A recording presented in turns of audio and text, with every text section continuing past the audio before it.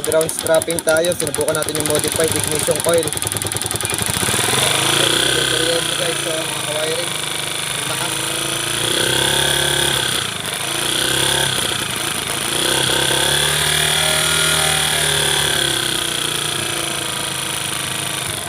Nagwawala yung kuryente.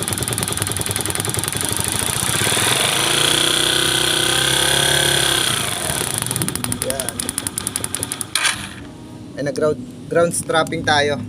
Ito yung tinatawag nilang ground strap. Yan. Yung high tension wire no ignition coil, lalagyan mo nitong wire. Ayan. Siguro tansya ko rito mga 16 yata yung sukat nito sa akin. Pero mas makapal da, mas maganda. Magnetic wire kung tawagin, yung makapal, yung loob. Ayan. Paikot. Kahit naman hindi sagad, hanggang dito lang naman yan. Ayun. Tapos yung karugtong na wire niya, may takip kasi.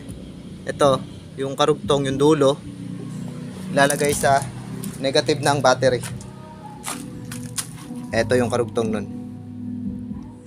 Lalagay sa negative ng battery. Ayan. Mas lumakas nga, mas gumanda. Nagwawala yung kuryente. Mas maganda raw kasi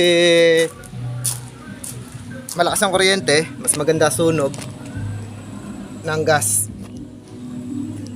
Mas tipid. Yan. Thank you.